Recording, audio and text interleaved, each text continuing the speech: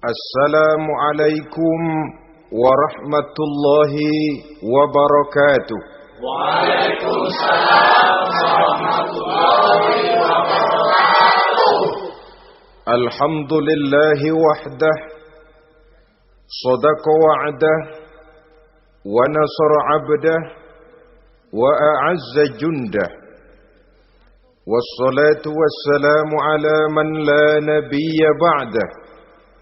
وعلى آله وصحبه ومواله لا حول ولا قوة إلا بالله أما بعد. Saudara-saudara kaum muslimin rahimakumullah, seperti kita maklum bahwa Allah Subhanahu wa taala menciptakan manusia dan jin untuk melaksanakan ibadah kepadanya. Manusia yang ingkar terhadap perintah ini dinamakan dengan orang-orang kafir. Sedangkan jin yang mengingkari perintah ini dinamakan dengan setan atau syaitan dalam bahasa Qur'annya. Kemudian dalam perkembangannya, jin-jin yang kafir yang dinamakan setan ini bersekongkol dan menjadi bala tentaranya iblis untuk menggelincirkan manusia dengan berbagai macam cara dan jalan dari hal-hal yang diridhoi oleh Allah Subhanahu wa taala. Adapun yang namanya iblis pada hakikatnya cuma satu saja, yaitu yang ingkar kepada perintah Allah untuk sujud kepada Nabi Adam alaihi salam. Iblis inilah kemudian yang menjadi sesepuh, raja, biang atau dedengkotnya para setan. Seluruhnya akan tunduk kepada komando iblis, akan taat dan setia kepada perintah iblis untuk mencari teman yang sebanyak-banyaknya guna menemani mereka di neraka nanti. Maka mereka pun melakukan satu proklamasi yang bisa kita baca dalam surah Al-A'raf ayat 16 dan 17, di mana iblis dengan tegas menyatakan, qala fabima aghwaytani la'aq'udanna lahum siratakal mustaqim. Wahai Allah, kata iblis, dari sebab engkau telah menghukum saya, dari sebab engkau telah mengusir saya dari surga, maka saya berjanji akan menipu, akan menggelincirkan mereka, Adam dan keturunannya, dari jalanmu yang lurus. Apa jalan yang lurus? Tidak lain Islam ini. Dengan segala cara dan jalan, iblis dan bala tentaranya akan berusaha menggelincirkan manusia dari jalan yang lurus. Caranya bagaimana? Ayat ke-17 menjawab, "Tsumma la'atiyannahum min ba'di aydihim." Akan kami datangi mereka, akan kami goda mereka dari arah sebelah depan. Kalau cara itu tidak kena, wa min khalfihim, kami goda mereka dari sebelah belakang. Andai kata cara itu pun tidak mempan, wa an aimanihim, dari arah sebelah kanan. Kalaupun itu gagal, wa an syama'ilihim, kami akan datang dari arah sebelah kiri. Pendeknya dari 4 penjuru angin, iblis dan seluruh bala tentaranya yang bernama setan belum akan puas sebelum kita tergelincir dari jalan yang lurus yang diridhoi oleh Allah Subhanahu wa taala. Sebagian ahli tafsir menjelaskan bahwa jika iblis menggoda dari arah depan, yang dimaksud dari depan ini adalah dunia. Sehingga manusia menjadikan dunia sebagai tujuan akhir dari seluruh kegiatan hidupnya. Ia pergi pagi, pulang sore, peras keringat, banting tulang, tidak ada yang dikejar kecuali dunia dan cuma untuk kepentingan dunia. Dunia yang membuat orang berpaling daripada akhirat. dunia yang membuat orang lupa kepada tujuan penciptaannya, maka dunia termasuk perangkap iblis. Apa isi dunia? Biasanya yang lazim itu 3 ta itu. Harta, tahta, wanita. Itu yang bikin orang jadi sibuk sampai lupa kepada tujuan penciptaannya. Untuk apa dia diciptakan oleh Allah. Ini wa'an min baini aidihim. Kami goda mereka dari arah depan dengan menyodorkan dunia dalam bentuk yang hijau ranau, dunia dalam bentuk yang manis sehingga mereka tenggelam di dalamnya lalu melupakan akhirat. Kalau cara itu juga tidak kena, wa min khalfihim, kami datang dari sebelah belakang. Kami lupakan mereka kepada akhirat. Itu mah urusan nanti bagaimana saja. Yang penting yang kita hadapi sekarang apa? Dunia. Akhirat kita belum tahu dan bahkan belum tentu ada. Yang sudah pasti saja kita garap. Melupakan akhirat. Wa an aimanihim, yang dimaksud dari arah sebelah kanan, iblis dan setan selalu menghalang-halangi manusia untuk berbuat kebaikan. Karena kanan adalah lambang kebajikan. Sedangkan an syama'ilihim, kiri adalah lambang kejahatan. Dicegahnya kita berbuat kebajikan dan dibisikannya kita untuk selalu melakukan kejahatan dan kemunkaran. Wala tajidu aktsarahum syakirin, dan akan kamu dapati sedikit sekali di antara manusia yang bersyukur atas nikmat yang telah engkau berikan kepada mereka. Ditanamkan rasa ingkar kepada nikmat. Jika kita tidak kufur iman, dibuatnya kufur nikmat. Mengeluh padahal hidup sudah serba cukup, merasa masih sangat kurang padahal orang lain sudah titik air liurnya melihat keadaan kita. Sedikit sekali di antara mereka yang pandai bersyukur kepada nikmat yang telah engkau berikan itu ya Allah. Jadi untuk ingkar nikmat, bisikan selalu datang dari iblis. Coba lihat itu. Temanmu yang tidak pernah sholat, rezekinya lancar, kamu berhenti saja sholat. Yang tidak pernah ke masjid, pangkatnya naik terus, udah berhenti aja ke masjid. Atau setidak-tidaknya mengeluh dalam hati, Tuhan kayaknya tidak adil, kenapa saya rajin sholat kok rezeki seret bener. Padahal pada dasarnya kalau kita mau berpikir dalam bentuk yang paling mendasar, Allah selalu memberikan yang terbaik untuk kita. Jika begini keadaan kita, inilah yang terbaik buat kita menurut pertimbangan Allah. Jika kita menuntut lebih lagi, mungkin dengan keadaan yang lebih itu kita bisa tergelincir. Dan Allah lebih tahu itu. Sebagai pencipta manusia, Allah lebih tahu tentang kemungkinan-kemungkinan yang bisa didapat dan dicapai oleh manusia. Bahasa ringannya, rezeki lu segini aja deh, lu jadi rajin sholat. Kalau rezeki lu melebihan jadi orang kaya dikit, nanti ngelihat masjid minggir. Allah selalu memberikan yang terbaik kepada kita.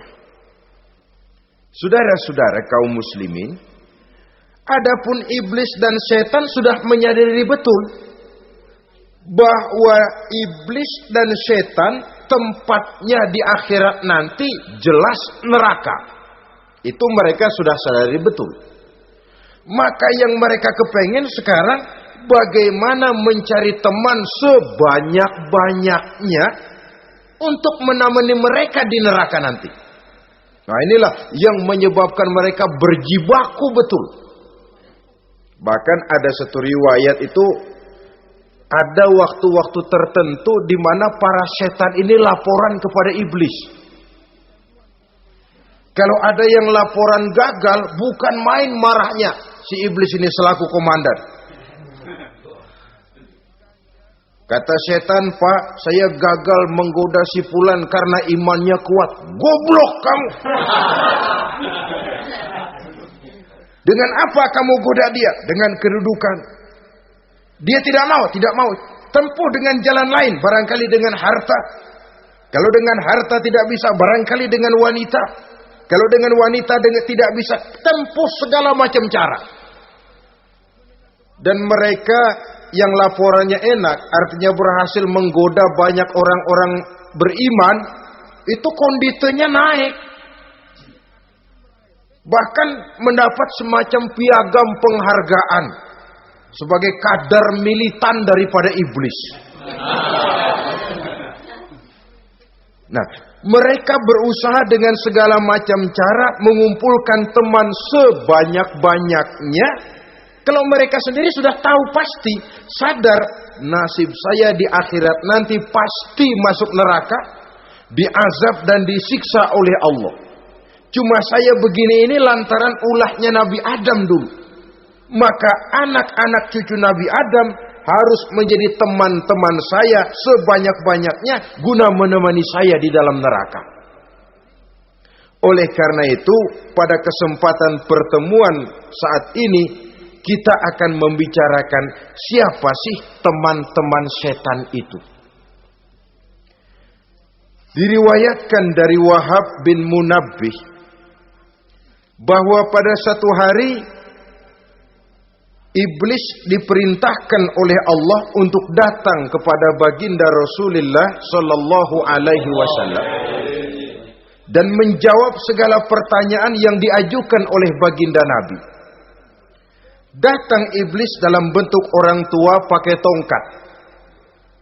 Jadi iblis itu bisa malih warna, dia termasuk jenis makhluk halus toh, seperti halnya jin dan malaikat, itu bisa malih warna sesuai dengan yang mereka kehendaki.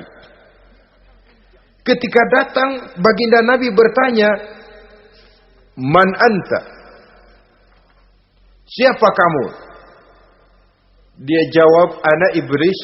Saya iblis. Jujur. "Limadza ji'ta?" Mau apa kamu datang kemari? Kata baginda Nabi. Dijawab oleh iblis, "Innallaha amaroni an atika wa ujibaka an kulli ma sa'altani." Allah memerintahkan saya untuk datang kepadamu dan menjawab segala pertanyaan yang engkau ajukan kepada saya. Nah, atas pernyataan ini baginda Rasul kemudian bertanya dengan dua pertanyaan. Pertanyaan pertama, iblis, "Kam ikhwanuka min ummati?"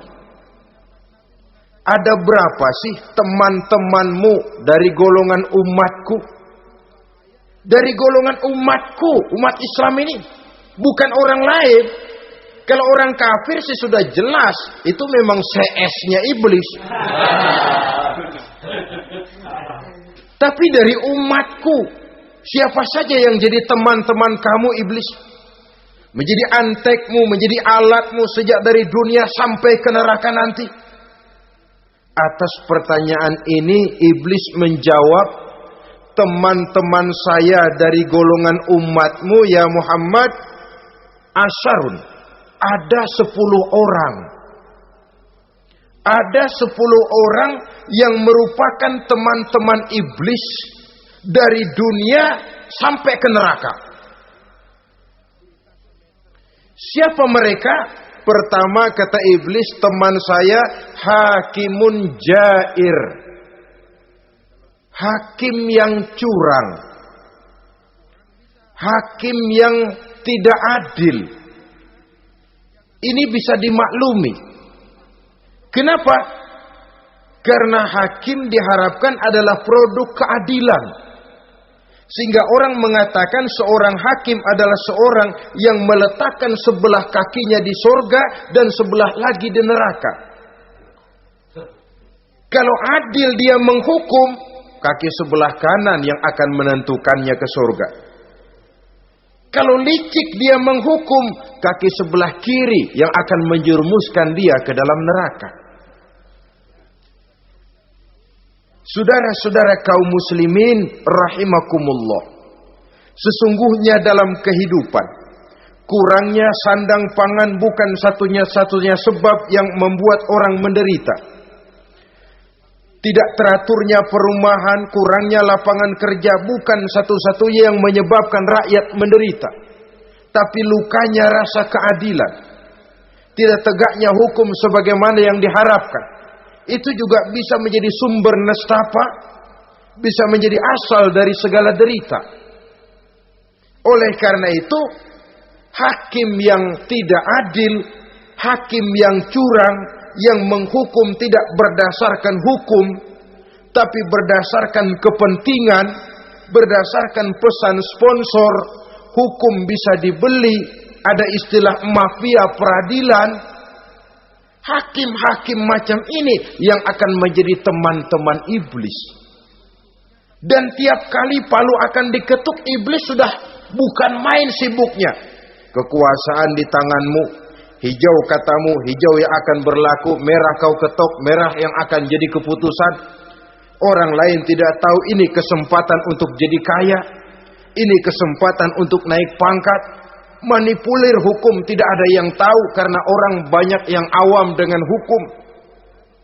Saudara-saudara kaum muslimin, kalau hukum sudah bisa dibeli, atau kalau hukum cuma untuk orang-orang kecil saja, ada kelompok-kelompok yang kebal hukum, maka akan timbullah kiamat di masyarakat, di mana yang kuat makin kuat, yang lemah selalu menjadi mangsa. Oleh karenanya, hakim yang serong, hakim yang durjana merupakan teman-teman setan, merupakan teman-teman iblis dari dunia sampai ke neraka nanti. Ini yang pertama. Oleh karenanya, pada dasarnya setiap kita adalah hakim untuk keluarga, dalam pergaulan. Hendaklah adil di dalam memutuskan segala sesuatu. Lebih-lebih hakim yang memang menjadi pengayom masyarakat. Bukankah lambang para hakim digambarkan dalam bentuk neraca yang berimbang? Tidak berat ke kiri, tidak juga berat ke kanan. Dalam arti objektif memberikan keputusan sesuai dengan hukum, sehingga masyarakat terlindungi. Dan hakim yang adil secara praktis adalah musuh daripada setan. Dimanapun setan dan iblis paling gak demen sama hakim yang adil. Itu merupakan musuh besar bagi setan. Yang menyalahkan yang salah, membenarkan yang benar. Walaupun yang salah orang besar, yang benar orang kecil. Dan kita memang oleh baginda Nabi diajarkan satu doa. Allahumma arinal haqqa haqqa warzuqna tiba'ah. Ya Allah, perlihatkan kepada kami bahwa yang benar itu benar. Sebab sering kita lihat yang benar jadi tidak benar. Ini memerlukan kekuatan batin. Yang benar tampakkan kepada kami kebenarannya ya Allah. Sebab sekarang banyak ketidakbenaran yang dikamuflase. Banyak ketidakbenaran yang diberikan lipstick, sehingga kelihatannya menjadi benar. Ini baik doa ini saya pikir dibaca oleh para hakim. Allahumma arinal haqqa haqqa. Ya Allah, perlihatkan kepada saya bahwa yang benar itu benar. Dan tidak cuma sekedar itu, warzuqni tiba'ah. Berikan kekuatan kepada saya untuk mengikuti kebenaran itu. Sebab kadang-kadang terjadi juga dia tahu yang benar itu benar, tapi tidak punya keberanian moral untuk mengatakan bahwa itu benar. Dia tahu itu barang yang hak, tapi tidak terpanggil mengikuti yang hak. Tidak punya kekuatan moral untuk mengikutinya. Lalu doa ini pun disambung.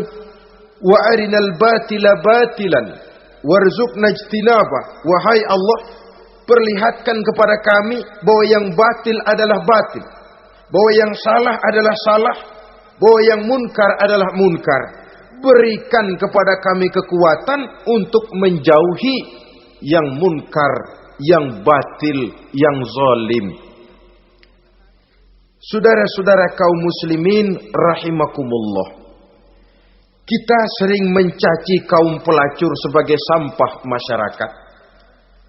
Tapi sadarkah kita bahwa pelacuran di bidang hukum, pelacuran di bidang intelektual, kadang-kadang pelacuran di bidang agama, dalam arti menjual ayat untuk membela yang salah dan menekan yang benar, ini juga tidak kalah bahayanya dengan prostitusi, pelacur-pelacur yang kita anggap sebagai sampah daripada kehidupan masyarakat itu. Oleh karenanya, maka hakim yang adil merupakan musuh utama daripada iblis dan setan.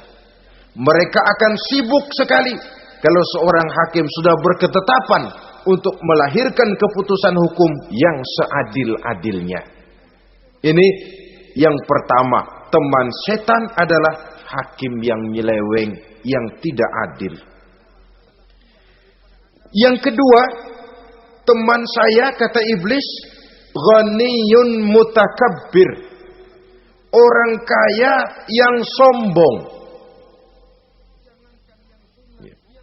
Orang kaya sombong itu teman setan.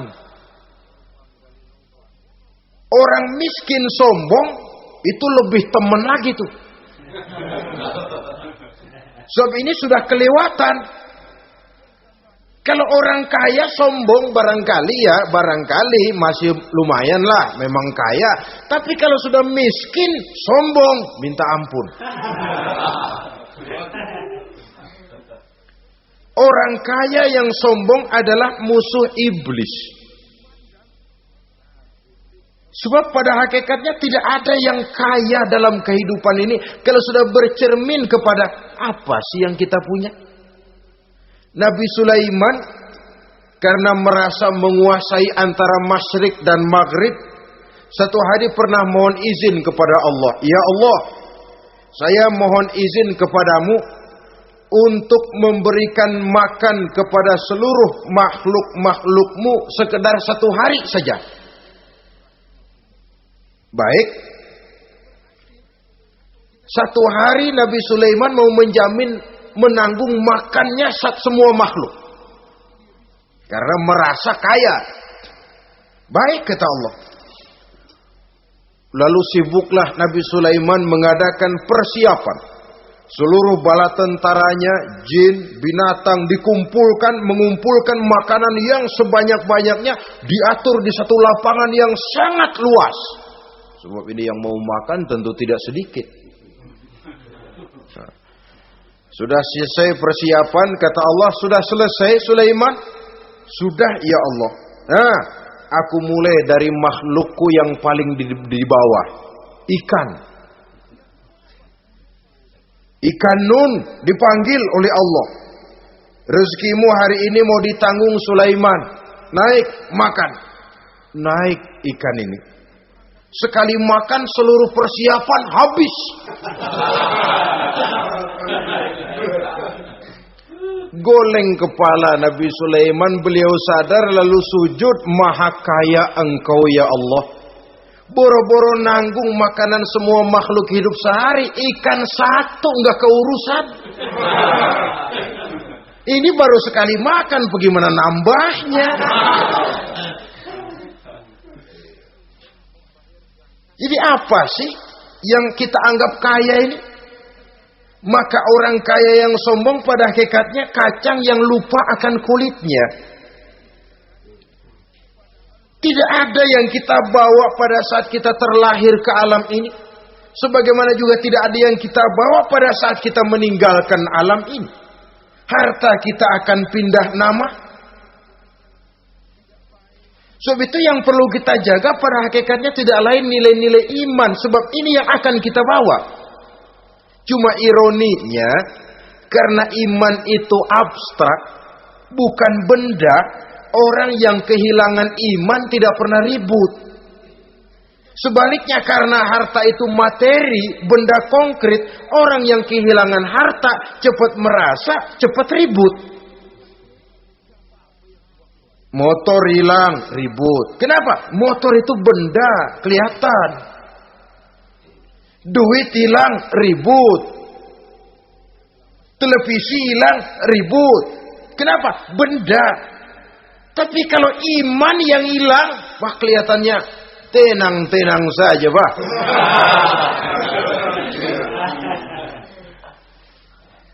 Padahal ini usaha iblis, bagaimana orang kehilangan iman, menjadi kafir, masuk grup dia untuk menemani dia di dalam neraka nanti.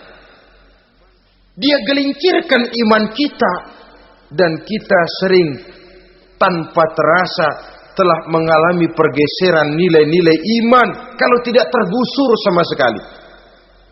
Cuma saya katakan tadi, oleh karena iman ini bukan benda, orang yang kehilangan iman kurang begitu merasa. Padahal ini yang paling berharga. Sebab ini yang akan kita bawa menghadap Allah. Orang itu kalau sudah yakhruju minad dunya bighairi iman, keluar dari dunia, meninggalkan dunia dan seluruh isinya, kembali menghadap Allah dengan tidak membawa iman, tempatnya jelas sudah. Itu yang paling kita khawatir. Pangkat jelas tidak kita bawa. Harta benda akan pindah nama jadi milik ahli waris kita. Tiba-tiba iman yang cuma satu itu tempat kita bergantung, hilang juga dari diri kita. Dengan apa kita mau menghadap Allah? Dan kemalangan apa yang lebih besar dari orang-orang yang telah kehilangan iman pada saat dia menghadap Allah Subhanahu wa ta'ala. Karena itu saudara-saudara, terutama yang diberikan amanah berupa harta oleh Allah dalam kehidupan ini, bersyukurlah kalau saudara diberikan kepercayaan oleh Allah untuk menyalurkan rezeki kepada orang lain. Seperti keran yang nyimpen air tapi tidak untuk dirinya, disalurkan kepada yang memerlukannya. Rezeki dia cuma lewat tangan saya. Rezeki dia cuma lewat tangan saya. Berbahagialah orang kalau dipercayai Allah untuk menyalurkan rezeki kepada orang lain. Artinya agen. Yang ditunjuk jadi agen Allah, kok nggak bangga? Kalau sudah kemari cara berpikir, insya Allah rasa bakhil bin pelit alias medit bin koret.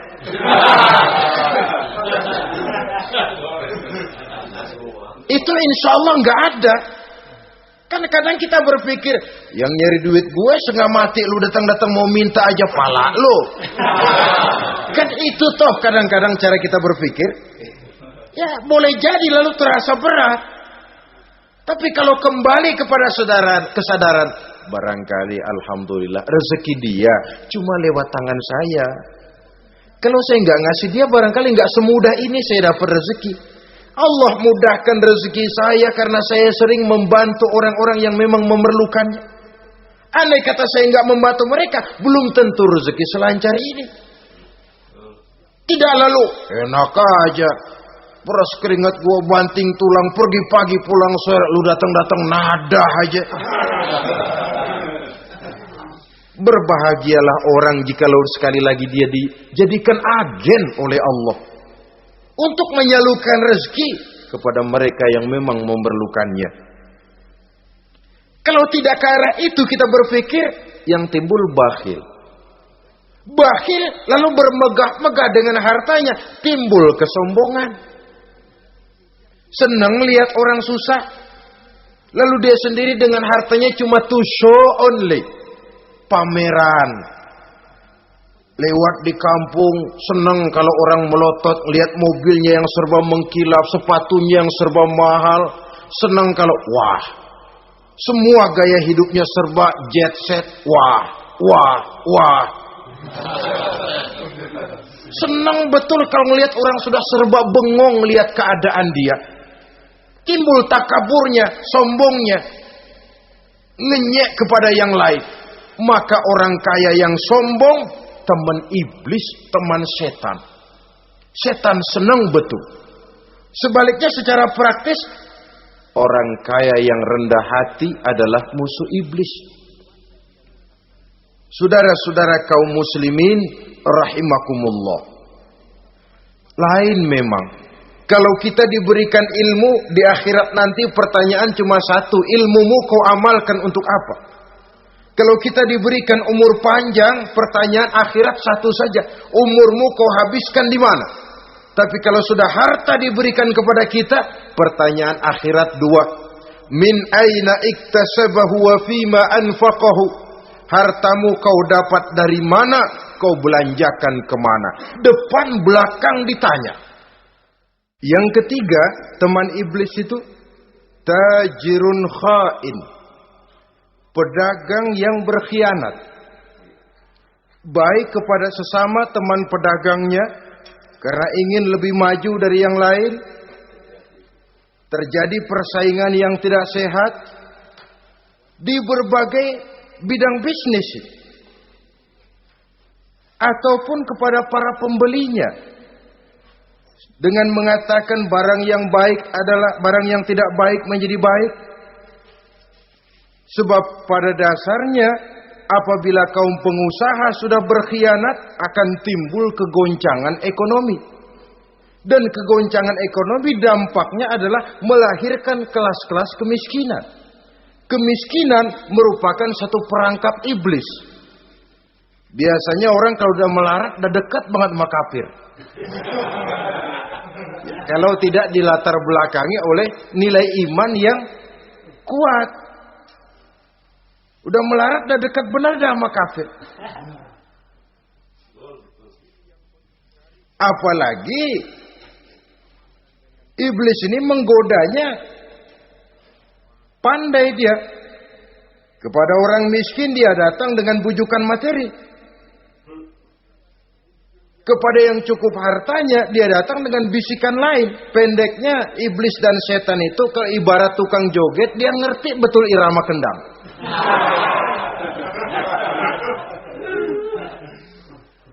Di mana kelemahan orang itu dia selidiki, dia pelajari, dari arah situ dia masuk. Dan secara strategi perang, iblis dan setan ini posisinya memang lebih menguntungkan daripada kita.